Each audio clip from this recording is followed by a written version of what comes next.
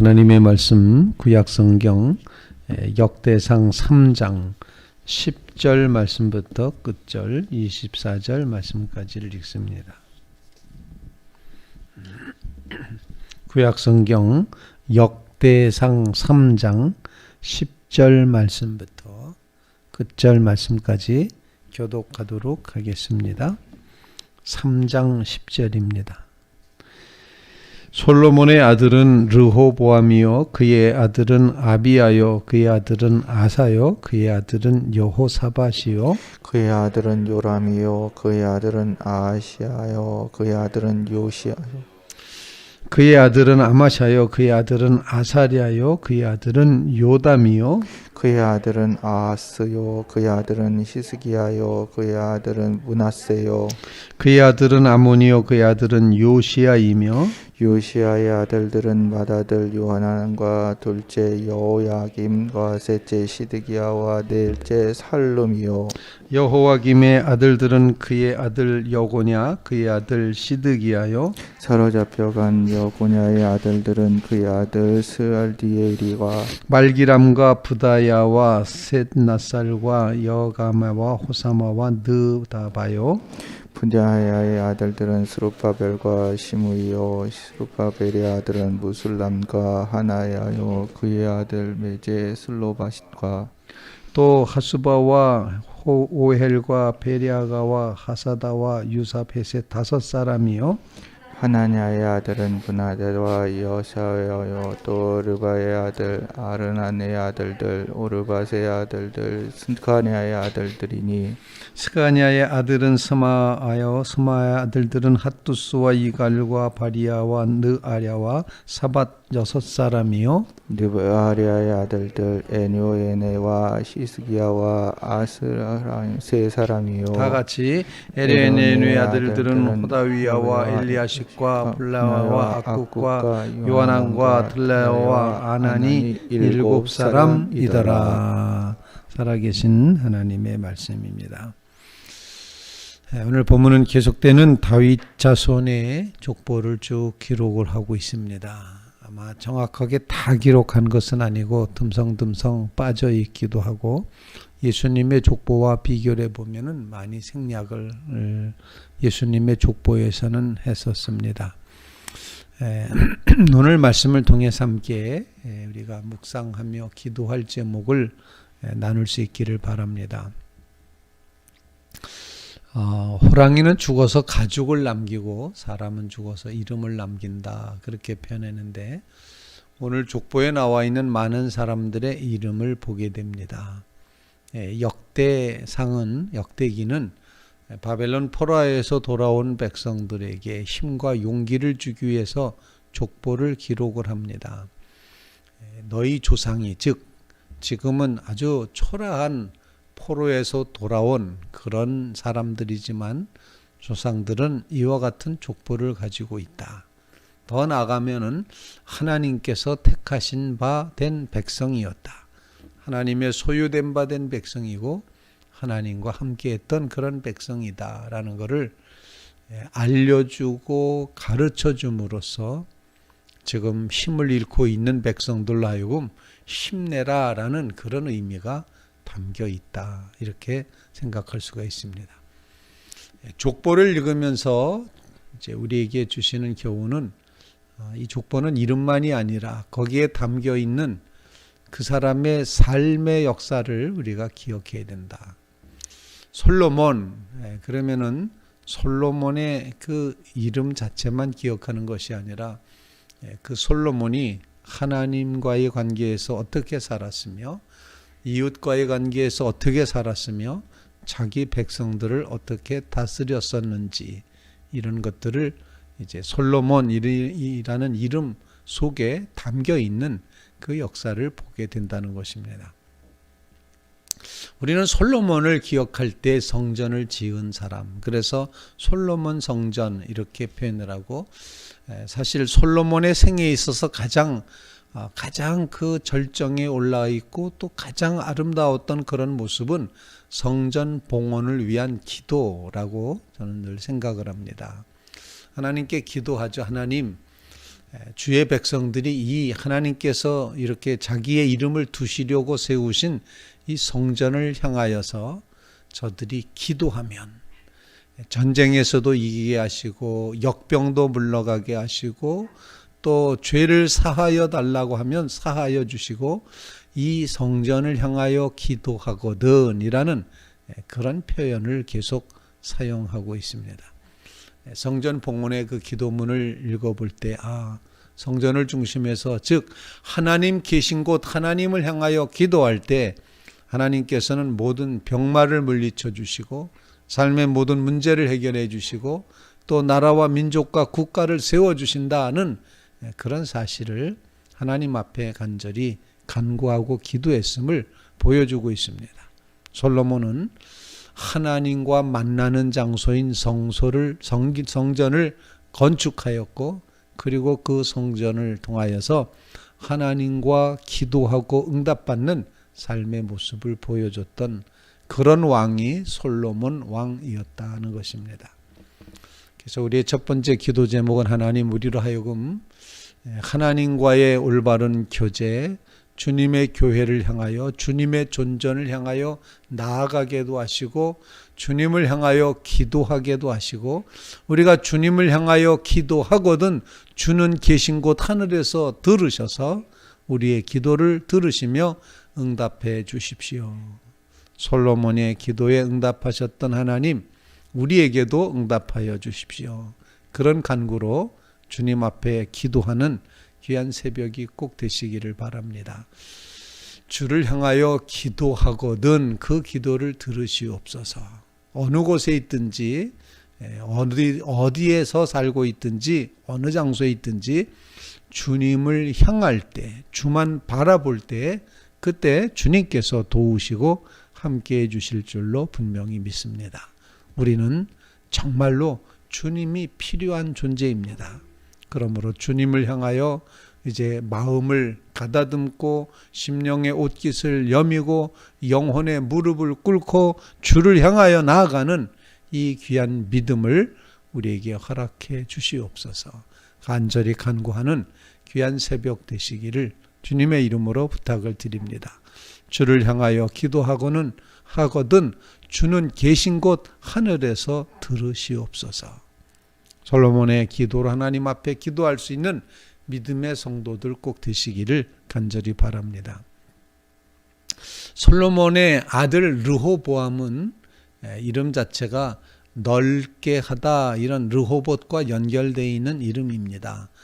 영토를 넓힌다, 확장한다, 발전시킨다 아마 이런 의미로 르호보암이라고 이름을 줬습니다.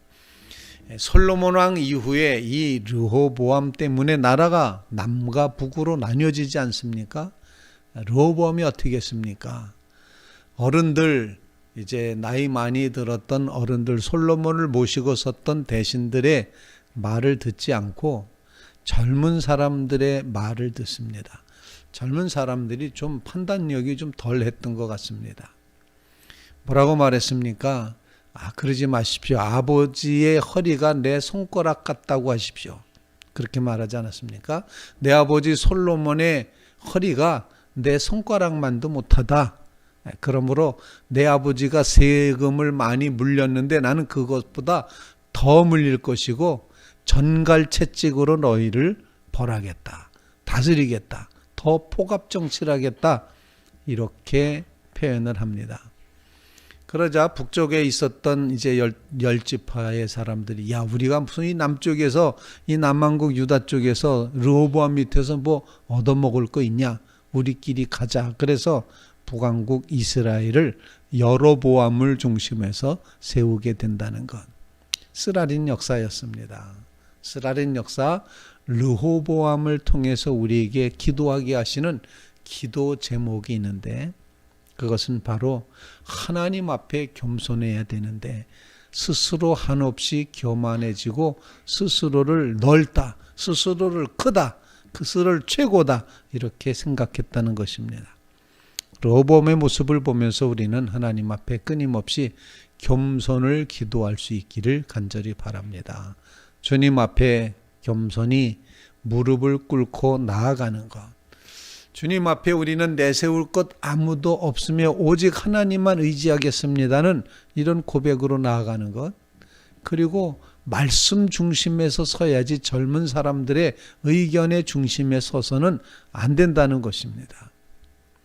더욱더 포갑이 이제 행하는 그런 잘못된 길로 가서는 안 된다. 그렇게 결정할 수 있었던 것은 내가 크다, 내 마음대로도 할 수 있다 라고 생각했던 지독한 오만과 교만이었음을 이제 성경 역사는 우리에게 가르쳐주고 있다는 것입니다.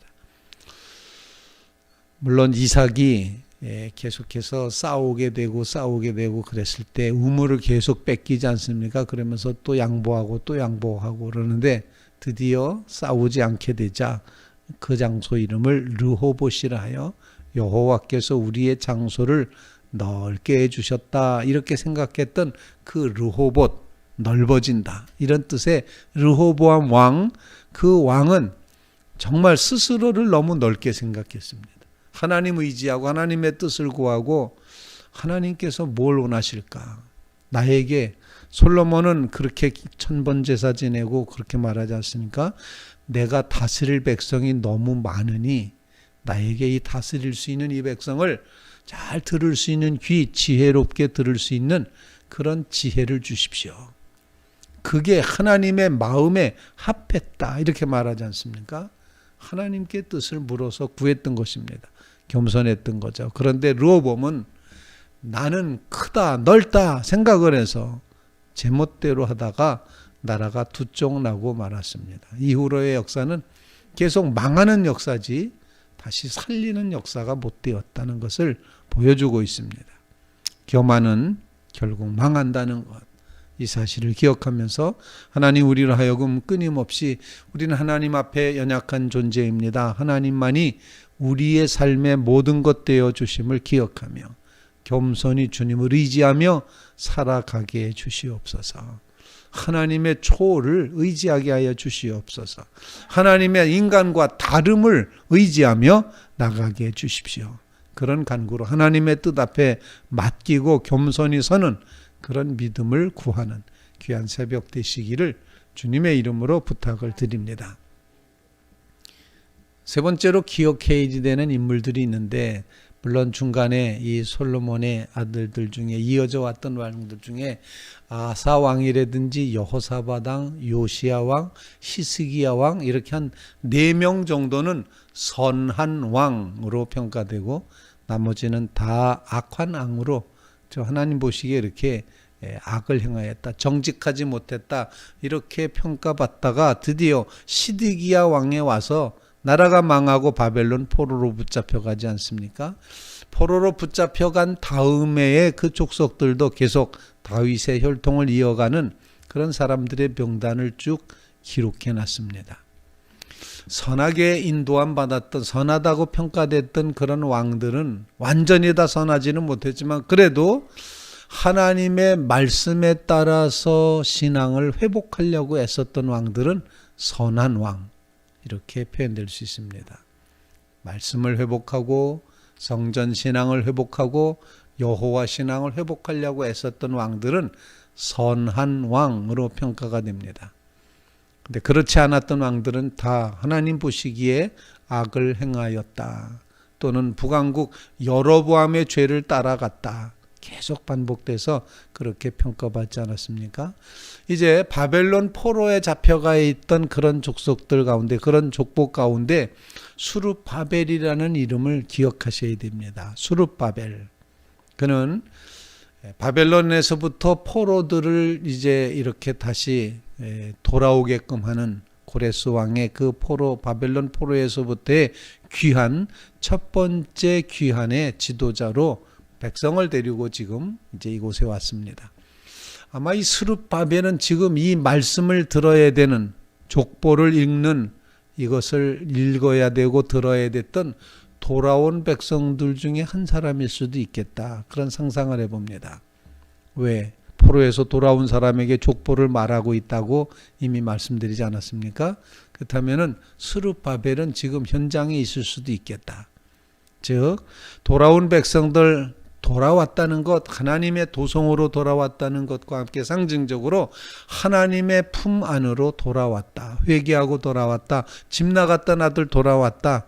이런 표현이 될 것입니다. 그것을 지도했던 왕이 이제 왕의 노릇을 했던 것이 바로 스룹바벨. 스룹바벨은 돌아와서 성전 건축하는, 성전을 재건하는 일을 하게끔 됩니다. 오늘 말씀을 기억하면서 우리의 신앙은 다시 회복되어야지 된다. 말씀과 언약에 다시 기대할 때 그때 선한 왕이라고 평가받고 그것을 위해서 애쓸 때 족보에 크게 기록될 수 있음을 이제 성경이 보여주고 있습니다. 하나님과의 언약 관계를 회복하게 하시고 종교를 개혁하게 하시고 믿음을 새롭게 하게 하시고 여호와 신앙을 세워가게 해 주시옵소서. 바로 이것이 이 족보가 우리에게 가르쳐주고자 하는 의도가 아닐까 생각을 합니다. 이제 선한 왕들, 하나님과의 관계를 회복하려는 왕들이었습니다. 바벨론 포로에서 돌아왔던 지도자 스룹바벨, 하나님의 성전을 다시 세우고자 했던 스룹바벨 성전을 이제 세웠던 그런 사람입니다. 이처럼 하나님의 뜻 앞에서 다시 회복하기를, 다시 세우기를, 다시 돌아가기를, 다시 하나님의 품 안에 안기기를, 다시 그 말씀의 중심에서 살아가기를 다시 한번 이제 기대하며 기도하는 성도들이 꼭 되시기를 바랍니다. 우리는 나침반이 흔들리는 것처럼 흔들릴 수 있습니다. 이 걱정, 저 걱정, 이렇게 아프고 저렇게 괴롭고 이 문제도 해결 안 되고 저 문제도 해결 안 되고 왔다 갔다 할 수 있습니다. 그런데 흔들리다가도 아하, 우리가 바라다 보아야 될 것, 우리가 돌아가야 될 곳 바로 하나님이구나. 하나님을 향하여 나침반이 다시 정지되듯이 그쪽 방향을 향하듯이 우리가 주님을 향하여 여호와 신앙으로 다시 한번 새롭게 섬으로 이 한 주간이 하나님과 동행하는 은혜의 한 주간 되시기를 주님의 이름으로 축원을 드립니다.